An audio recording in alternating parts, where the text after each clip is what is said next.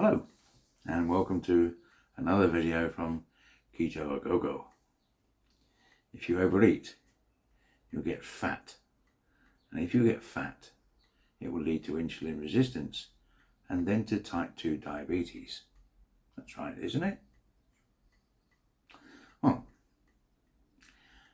what if I said it was wrong? What if I could suggest to you a theory that this should be turned the other way around? Not convinced? Stick around and I'll spill the beans.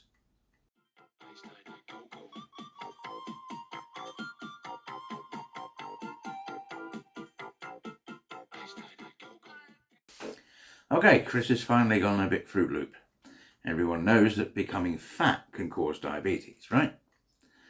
So how do you explain people that have type 2 diabetes but who aren't fat or even overweight? The theory of fatness leading to type 2 diabetes just bit the dust. So here's my alternative theory. And of course, it isn't my theory, it's the theory of proper qualified medical practitioners who study the link between diabetes and obesity all their working lives, not just some bloke on YouTube. We know that carbohydrates, more than fats and proteins, cause a spike in insulin production. We know that over time this can reduce the effectiveness of that insulin, particularly if a higher than recommended reliance on carbohydrates in the diet is followed. We know that currently both the American and the British health experts recommend that up to 60% of our calories in our diets are obtained from carbohydrates each day. We know that since they began suggesting this, there's been an explosion in obesity and diabetes. In my opinion, the advice we're given is causing the problem. In the UK, 5 million people have been diagnosed and are living with type 2 diabetes. A further 850,000, it is suggested, have type 2 diabetes but are unaware. And 13 million more are on their way to developing type 2 diabetes. In the USA, 37.3 million have type 2 diabetes, 28.7 million diagnosed, and as many as 8.5 million yet to be given the good news. 96 million have pre-diabetes, insulin resistance. Now, to give this some historical perspective, in the USA, in 2015, some 5,800 young adults under the age of 20 were diagnosed as type 2 diabetes. Now remember the number, 5,800. That figure is currently about 238,000.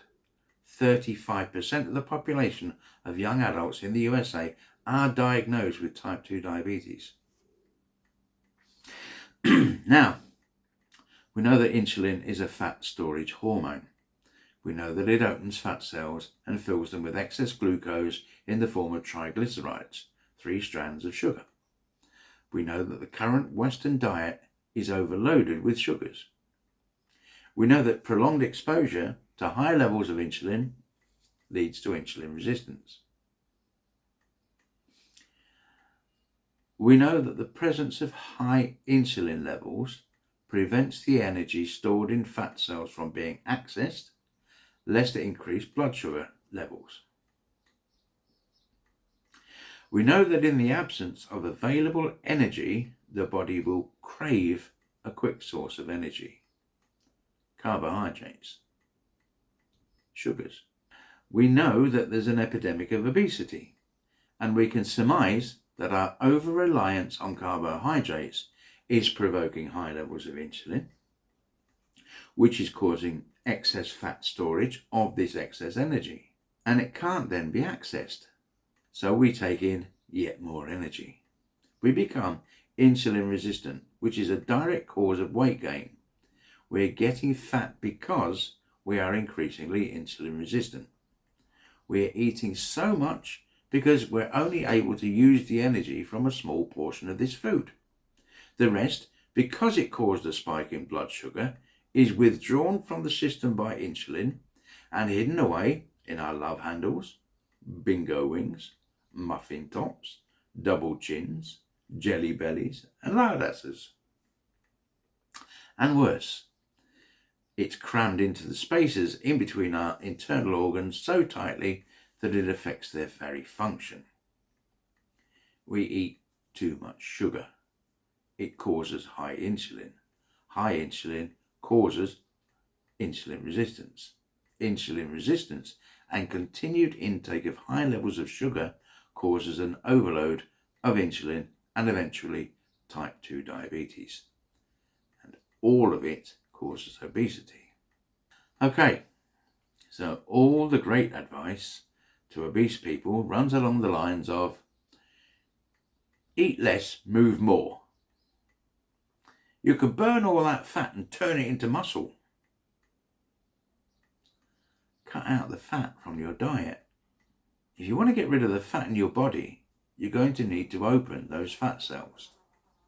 And the only way to do that is to reduce insulin in your body.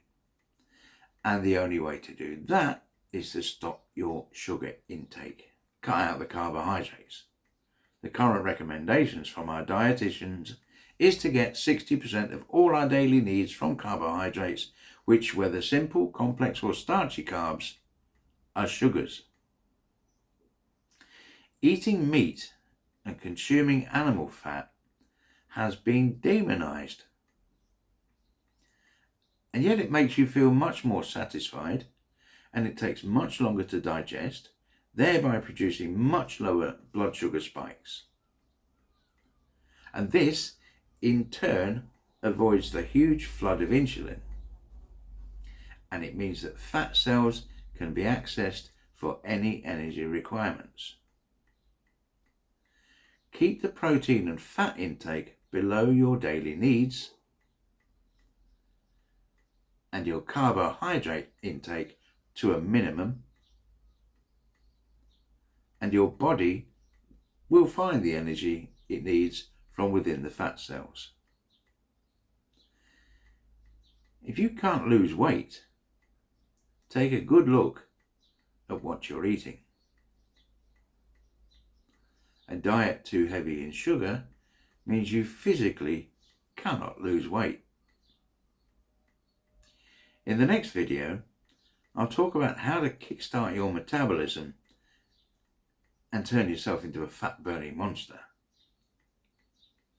If you've enjoyed this video, take 1 second to click on the like button. And if you want to know more, click on the subscribe button and the little bell so that YouTube will let you know when I post another video. Thanks for watching. Bye-bye.